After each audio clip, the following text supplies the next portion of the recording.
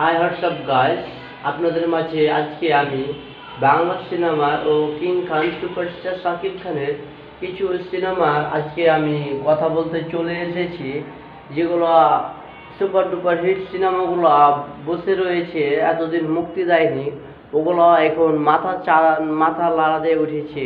সেই সিনেমাগুলো এখন আমাদের এই রোজার ঈদে মানে মুক্তি দেওয়ার পরিকল্পনা চলছে।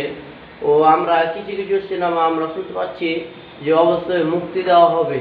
তো একটা আছে আগুন ও একটা আছে অন্তরাত্মা। তো আপনারা এই দুইটি সিনেমাই সুপার ডুপার হিট সিনেমা। তো এই দুইটি সিনেমার মধ্যে আপনারা কোন সিনেমাটি দেখতে চান ও দর্শক ভাইরা কোন সিনেমাটি তাদের কাছে ভালো লাগে, তো অবশ্যই ভিডিওর কমেন্ট বক্সে অবশ্যই কমেন্ট করে জানাবেন।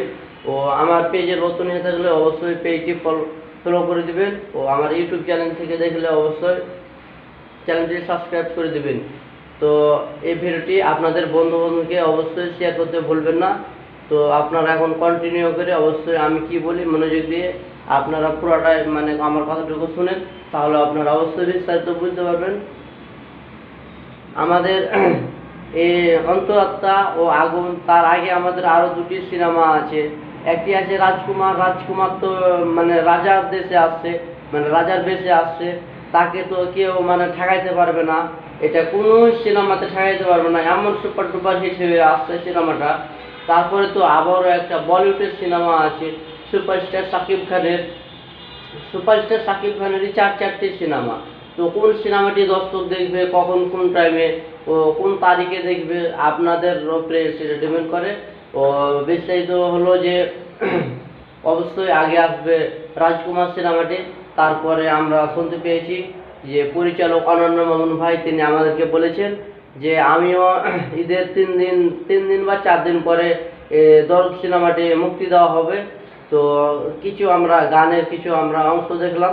তো মানে যে অনন্য ভাই তিনি নিজে বসে ওখানে সাউন্ড সিস্টেমগুলো ওগুলো সব কিছু রেকর্ডিংগুলো ওগুলো ঠিক করছেন।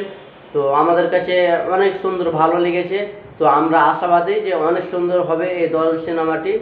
তো আমরা এখন যেটি আগুন সিনেমা ও অন্তরাত্মা সিনেমা নিয়ে কথা বলছিলাম।